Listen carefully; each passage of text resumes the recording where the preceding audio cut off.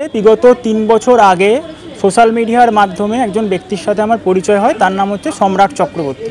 তিনি বিভিন্ন রাজনৈতিক মঞ্চ ব্যবহার করে সোশ্যাল মিডিয়াতে বিভিন্ন নেতাদের সাথে ফটো পোস্ট করে, যাতে তার উপর মানুষের একটা বিশ্বাস আছে এবং সেই বিশ্বাসের উপর ভর করে এবং তিনিও সোশ্যাল মিডিয়াতে কাজের বিভিন্ন বিজ্ঞাপন দিতেন বিভিন্ন জায়গায়, যেমন ব্যাংকে, এসডিও অফিসে, রেল, এই সমস্ত জায়গাতে চুক্তিভিত্তিক কাজের বিজ্ঞাপন দিতেন।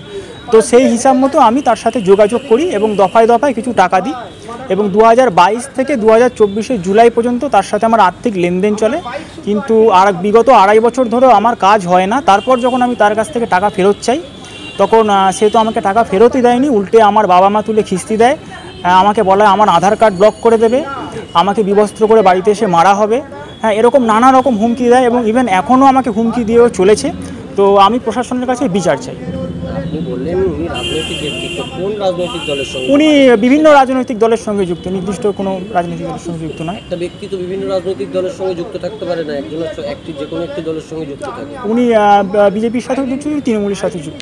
বিজেপি তৃণমূল দুজনের সঙ্গেই যুক্ত। সকালে গেরুয়া, রাতে সবুজ। কিসের মাধ্যমে, কিসের জন্য আপনি টাকাটা দিয়েছিলেন? চাকরির জন্য, কাজের জন্য, নিজে চুক্তিভিত্তিক কাজের জন্য। কত টাকা দিয়েছিলেন? আমি কয়েক ধাপে প্রায় অ্যাপ্রক্স 80,000 টাকা দিয়েছিলাম। পরিচয় কি দিয়েছিলেন? পরিচয়পত্র ওর সাথে আমার সোশ্যাল মিডিয়াতেই পরিচয়, ফেসবুকে। তারপর ফোন নাম্বার আদান প্রদান, ফোন নাম্বারের মাধ্যমে সমস্ত কথা হয়।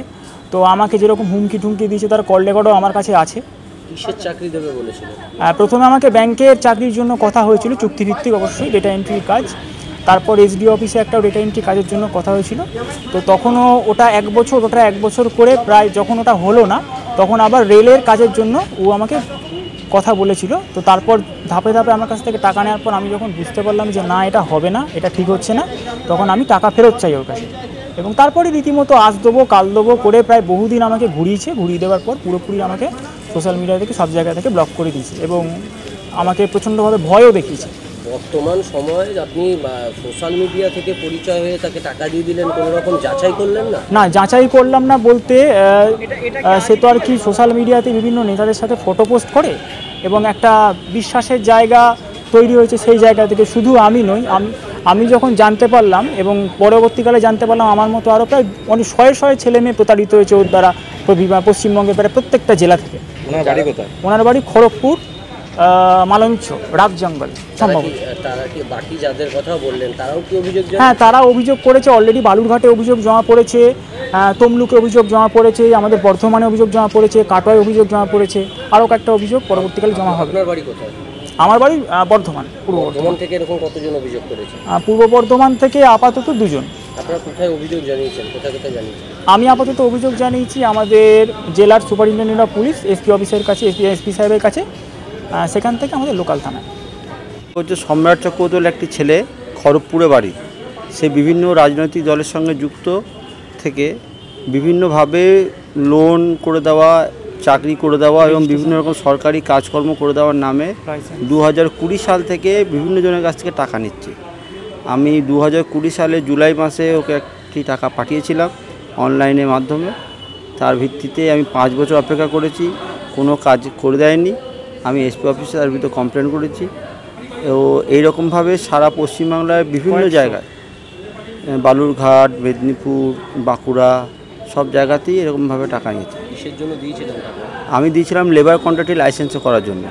ও একটা রাজনৈতিক দলের সঙ্গে যুক্ত ছিল। সেই দলের নাম হচ্ছে BJMTUC তখন ছিল, এখন নাই। তা থেকে বিতাড়িত করে দিয়ে তৎকালীন যারা সভাপতি ছিল। সেই ব্যক্তির সঙ্গে আপনার পরিচয় হলো কী করে? ফেসবুকের মাধ্যমে পরিচয় হয়েছিল। ফেসবুকের মাধ্যমে পরিচয় হলো, আর আপনি টাকা দিয়ে দিলেন? কত টাকা দিয়েছিলেন? আমি দিয়েছিলাম 10,800 টাকা। ব্যাপারটা হচ্ছে তখন জানতে পেরেছিলাম যে লেবার কন্ট্রাক্ট লাইসেন্সের জন্য কিছু শ্রমিক সংগঠনের সহযোগিতা দরকার থাকে। যেহেতু শ্রমিক সংগঠনে যুক্ত ছিল, সেহেতু সেই বিশ্বাসেই টাকা দিয়েছিলাম। আমার বাড়ি মঙ্গলকোটের কৈশোর। তার বাড়ি খড়গপুর। জানলেন তার বাড়ি খড়গপুর? তার নিজস্ব একটা ইউটিউব চ্যানেল ছিল, খড়গপুর বার্তা বা বেলদা বার্তা, এইভাবে ছিল। তখন আমি দেখেছি। হ্যাঁ, দেখা হয়েছিল, তরকেশ্বর একবার দেখা হয়েছিল। কতজনের কাছ থেকে নিয়েছে টাকা? আমার জানা, ফেসবুকের মাধ্যমে যা দেখেছি, প্রায় 200-250 লোকের পক্ষ থেকে টাকা নিয়েছিল। কোথায় অভিযোগ জানিয়েছিল? আমি বর্তমান এসপি অফিসে অভিযোগ জানিয়েছি। আপনার গাড়ির অভ্যন্তরীণ সাজসজ্জার জন্য সেরা ঠিকানা কার ডেকার। কেনাকাটার সঙ্গে গাড়ি সাজানো সম্পূর্ণ ফ্রি। ঠিকানা ঘোড়দচটি ডিভিসি মোড়, পূর্ব বর্ধমান। যোগাযোগ নাম্বার 6204481691। বর্ধমান শহরের বুকে সর্বপ্রথম exclusive Indian furniture, Bardhaman furniture. Dream life hospital, Raj college মোড়, জিটি রোড, পূর্ব বর্ধমান। শিক্ষার প্রতিষ্ঠানে বর্ধমান শহরে প্রথম এয়ার কন্ডিশনিং স্টাডি রুম ও ছাত্রছাত্রীদের বাড়ি পৌঁছে দেওয়ার সুব্যবস্থা। শিবাশ্রম ইনস্টিটিউট।